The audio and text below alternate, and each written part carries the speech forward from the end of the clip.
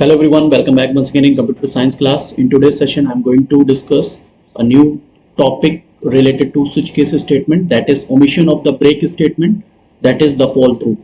In the previous video session, we had already discussed about the switch case statement, the syntax of the switch case statement. There is another variation in switch case statement, that is omission of the break statement. ठीक है, omission मतलब क्या होता है? omission मतलब होता है break statement का यूज ना करना, स्किप करना. ठीक है, चलिए समझ लेते हैं एक बार अच्छे से. ओमिशन मीन्स होता है स्किप करना या don't use of break statement.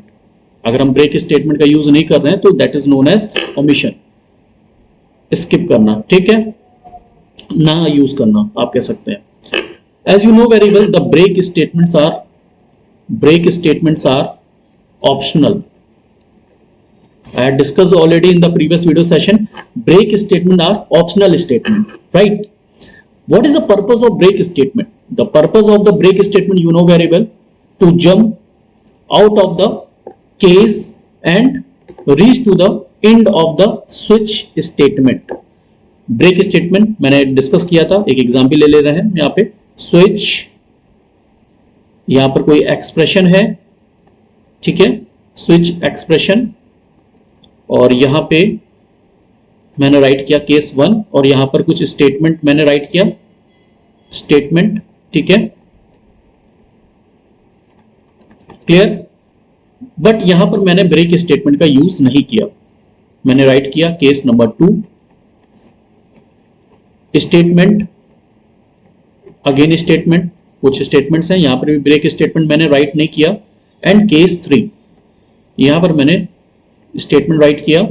ठीक है, आफ्टर दैट मैंने यूज किया ब्रेक स्टेटमेंट. ठीक है, नाउ व्हाट विल हैपन. ठीक है, आफ्टर दैट यहां पर आप डिफॉल्ट का यूज कर सकते हैं, डिफॉल्ट स्टेटमेंट. ठीक है, default statement and close and switch case close. ठीक है, नाउ व्हाट विल हैपन. देखिए, ब्रेक स्टेटमेंट का यूज नहीं कर रहे हैं, that is known as omission of the break statement. That is also known as the fall through. The fall through means, first suppose that you have given the choice number 1. ठीक है, you have given choice number 1. So case number 1 will be executed. ठीक है, so inside the case 1, whatever the statement written, these statements will be executed, right? After that there is no break statement. So after the case 1, case 2 statements also executed. ठीक है, ये भी execute होंगे, case 1 के statement execute होंगे and there is no break statement. After that case 2 भी execute होगा. Then there is no break statement, so case 3 भी एक्सिक्यूट होगा. After that in the case 3, as you get the break statement, you will jump out of the switch case statement. ठीक है, तो इसी को बोलते हैं फॉल थ्रू. ये कहलाता है fall through, omission of the break statement. Suppose that आपने चॉइस नंबर 2 दी, सपोज दैट, तो केस नंबर 2 आपका रन करेगा और केस नंबर 3 भी रन करेगा.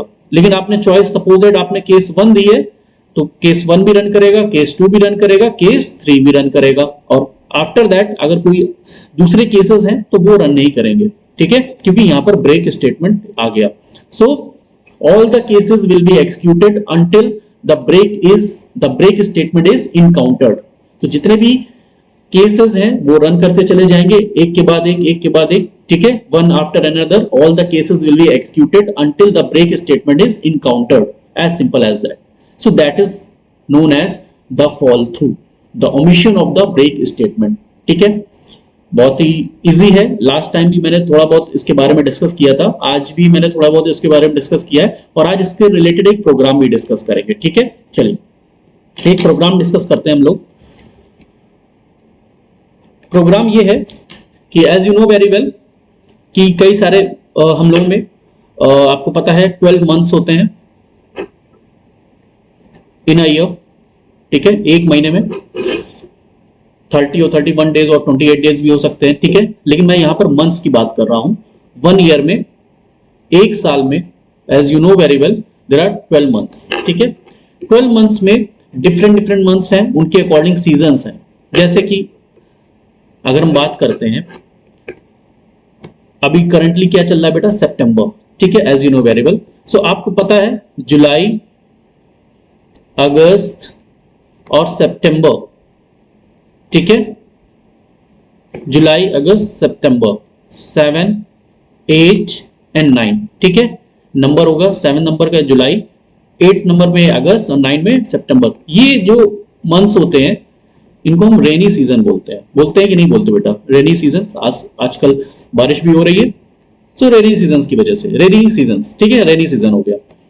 आफ्टर दैट अगर हम बात करते हैं अक्टूबर, ठीक है, नवंबर, दिसंबर एंड जनवरी, ठीक है, 10, 11, 12 एंड 01 फर्स्ट महीना, ठीक है। 13 नहीं होता बेटा, ठीक है, 13 मत लिखिएगा, 1 है, जनवरी फर्स्ट मंथ, ठीक है। ये क्या हो गया बेटा? विंटर सीजन हो गया, विंटर सीजन, ठीक है। अच्छा, जुलाई से पहले क्या था आपको पता है? एक चीज और देख लेते हैं यहां पे, फेब एंड मार्च, ठीक है, ये हो गया सेकंड और ये हो गया थर्ड। इसको हम लोग स्प्रिंग सीजन भी बोलते हैं, बसंत के मौसम, ठीक है। बसंत का मौसम चलता है, आप लोगों को पता है, ये वर्षा का मौसम है, ठीक है, रेनी सीजन है लिखा है, जाड़े का टाइम है, और ये स्प्रिंग सीजन होता है, बसंत का समय, ठीक है, पतझड़ का समय, स्प्रिंग सीजन, ठीक है। आफ्टर दैट अप्रैल, मई और जून, ठीक है, ये हो गया बेटा 4, 5 और 6, ठीक है। ये मंथ कैसे होते हैं बेटा? समर, गर्मी पड़ती है बहुत ज्यादा इसमें, समर सीजन, ठीक है। तो आप यहां पर देख सकते हैं, यहां पर केसेस बना सकते हैं अलग अलग नंबर्स के लिए, अलग अलग मंथ्स के लिए, 7, 8, 9 के लिए केवल रेनी सीजन आपको प्रिंट कराना है, और 10th, 11th, 12th और 1 के लिए आपको विंटर सीजन प्रिंट कराना है, और 2 और 3rd, 2nd और 3rd के लिए आपको स्प्रिंग सीजन, और 4, 5, 6 के लिए आपको समर सीजन जो है प्रिंट कराना है। तो ये एक तरीके से अगर हम 7 और 8 और 9th इंटर कराते हैं यूजर से, तो वो रेनी सीजन प्रिंट कर दे। अगर 10th, 11th, 12th और 1 प्रिंट कराते हैं तो विंटर सीजन प्रिंट कर दे। 2 और 3 अगर हम प्रिंट कराते हैं तो स्प्रिंग सीजन, चाहे हम 2 प्रिंट कराएं या 3 प्रिंट कराएं तो स्प्रिंग सीजन दे दे। इनमें से कोई सा भी एक कर दे तो विंटर, इनमें से कोई एक तो आपका रेनी सीजन, और 4, 5, 6 पे से अगर कोई एक भी बंदा आप एंटर करते हैं एज अ डिजिट तो वो क्या प्रिंट कर दे? Summer season. अगर इसके अलावा कोई करता है तो आप यहां पर लिख प्रिंट करा दीजिएगा इनवैलिड सीजन, ठीक है, इनवैलिड सीजन। क्लियर है? तो एक इस प्रोग्राम को हम लोग omission of the break statement means fall through से बना सकते हैं, ठीक है। एक चीज और समझते हैं, थोड़ा सा सिंटेक्स एक बार मैं आप लोगों को फिर से बता दे रहा हूं। प्रोग्रामिंग स्ट्रक्चर होता क्या है बेटा? आप लोग हमेशा प्रॉब्लम करते हैं इसको प्रोग्राम को बनाने में। प्रोग्रामिंग स्ट्रक्चर, प्रोग्राम स्ट्रक्चर क्या है? देखिए, सबसे पहले आपको पैकेज राइट करना होता है, ठीक है। पैकेज आप राइट करिए, ये फर्स्ट स्टेप होगी हमेशा, पैकेज राइट, ठीक।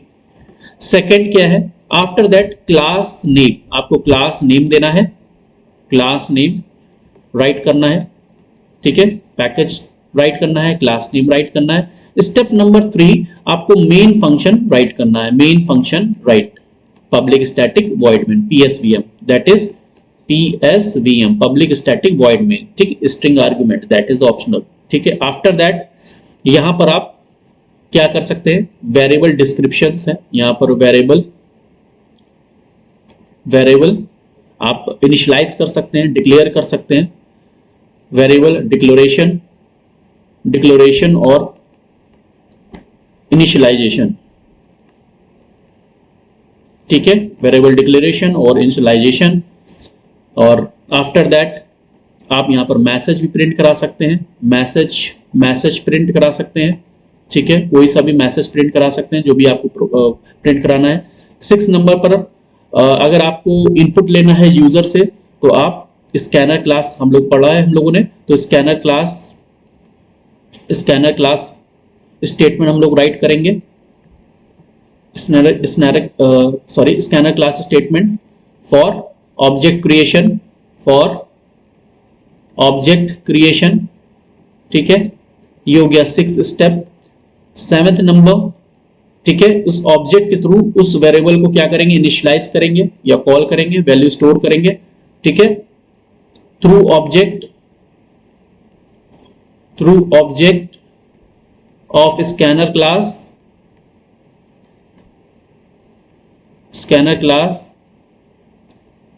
वेरिएबल में वैल्यू प्रोवाइड करेंगे, ठीक है, वेरिएबल में वैल्यू देंगे, ठीक है। आफ्टर दैट यहां पे आप लॉजिक लिखेंगे। 8th नंबर पर you will write the logic of the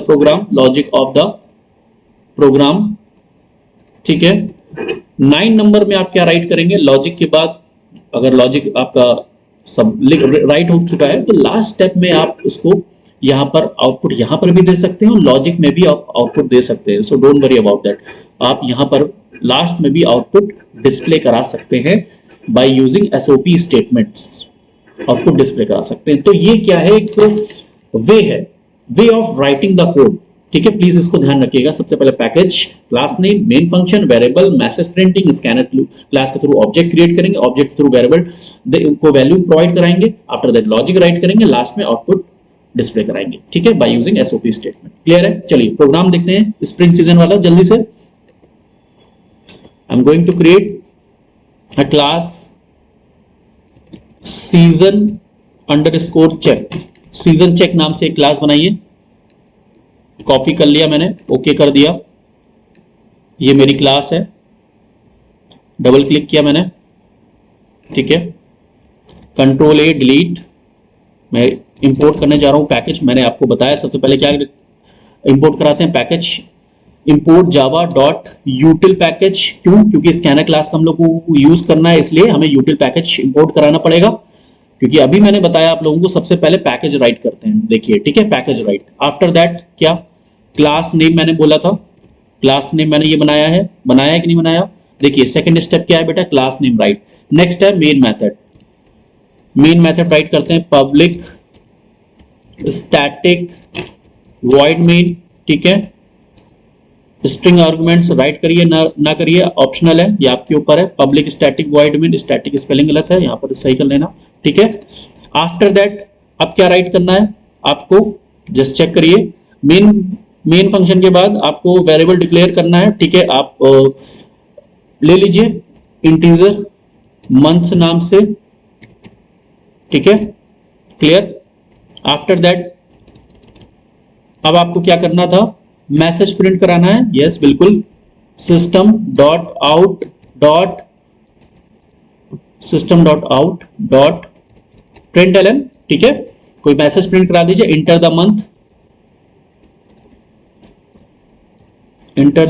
month in digit, enter the month in digit, ठीक है, डिजिट में राइट करना है, कैरेक्टर में नहीं, स्ट्रिंग में नहीं राइट करना है, ठीक। आफ्टर दैट मैंने आप लोगों को क्या बताया था, मैसेज प्रिंटिंग बाद स्कैनर क्लास ऑब्जेक्ट क्रिएट करना है, ठीक है, करिए। Scanner SC equal to new scanner, ठीक है, ब्रैकेट में system dot in and semicolon, fine. After that मैंने बोला through object of scanner class variable की वैल्यू देनी है, ठीक है, INT आप ले चुके हैं, आप मंथ ले लीजिए सीधे, आप ऑलरेडी डिक्लेयर कर चुके हैं, month equal to SC dot next INT, clear. Object के थ्रू इंटीजर वैल्यू किसमें आएगी, मंथ में, यूजर के थ्रू, ठीक है, फाइन। इसके बाद हम क्या यूज कर रहे हैं, लॉजिक। नेक्स्ट है क्या बेटा, logic, 8th step logic then output, ठीक। चलिए लॉजिक है हमारा switch, SWITCH switch, month MONTH month, क्योंकि मंथ की वैल्यू हम यूजर से इनपुट करा रहे हैं, एक तरीके से चॉइस ले रहे हैं यूजर से, ठीक है, मेन्यू टाइप का है, तो स्विच केस का यूज हम लोग कर रहे हैं यहाँ पे, जस्ट वेट अ मिनट, ठीक। आफ्टर दैट केस, अब यहां पर हम लोग चेक कर सकते हैं किस किस केस के लिए हमें क्या क्या वैल्यू देनी है, ठीक है। सबसे पहले हम लोगों को देखना है केस 2 और 3, केस 2 केस 3, ठीक है। मैंने केस 2 और केस 3 के लिए एक मैसेज डिस्प्ले कराना है, system dot out dot print L N, ठीक है, डबल कोट्स में ये कौन सा सीजन हो जाए, स्प्रिंग सीजन। थोड़ा सा ल्यूक्रेटिव रखने के लिए मैं यहाँ पर सिंबल लगा दे रहा हूँ, हैश सिंबल 5 टाइम्स, ठीक है, और यहाँ पर लिख दे रहा हूँ स्प्रिंग सीजन, ठीक है, और यहाँ पर भी 5 टाइम्स, 1 2 3 4 5, थोड़ा सा ल्यूक्रेटिव आएगा इसलिए मैंने हैश सिंबल यूज किया। आप कुछ भी सिंबल यूज कर सकते हैं, ठीक है, डजंट मैटर। सो केस 2 और 3 के बीच में कोई ब्रेक स्टेटमेंट मैंने यूज नहीं किया है, सो that is called the omission. The omission of the break statement, that is fall through, means case 2 के लिए भी और केस 3 के लिए भी स्प्रिंग सीजन प्रिंट होगा। अगर यूजर ने वैल्यू केस 2 लिखी हुई है, 2 गिवन है, 2 दी गई है, तो स्प्रिंग सीजन प्रिंट हो जाएगा। अगर यूजर ने 3 वैल्यू प्रेस की है, ठीक है, तो स्प्रिंग सीजन आ जाएगा। नेक्स्ट केस 4,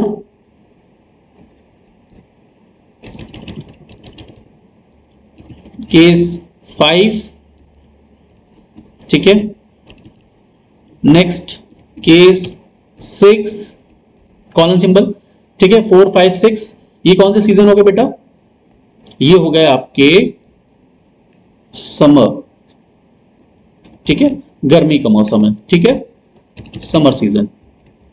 यहां पर एस कट गया है, लिख लीजिए एस, कैपिटल एस, और स्प्रिंग की जगह कर लीजिए समर, ठीक, फाइन। नेक्स्ट अब क्या करना है, यहां से हम कॉपी कर ले रहे, इतना बार बार राइट करने की रिक्वायरमेंट है। यहां पर एक चीज और करनी पड़ेगी, इसके बाद आपको ब्रेक भी लिखना पड़ेगा यहाँ पे, क्योंकि इसके बाद ही केसेस आएंगे, अदरवाइज 1 2 3 फिर 4 प्रिंट हो जाएगा, 5 6 के लिए भी ये प्रिंट हो जाएगा, ठीक है, वहां पर ब्रेक लगाना जरूरी है, ठीक है। अब यहां पर भी ब्रेक लगाएंगे, ठीक है, ब्रेक सेमीकोलन कि 4 5 6 के लिए क्या प्रिंट कर दे, समर सीजन। नेक्स्ट मैंने इसको पूरा कॉपी किया, पेस्ट कर दिया। अब चाहिए मुझे 7th मंथ, 8th मंथ और 9th मंथ के लिए क्या प्रिंट कर दे, rainy season,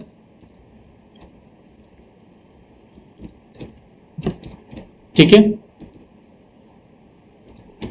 rainy season. Next फिर मैं इसको कॉपी कर ले रहा हूं पूरा,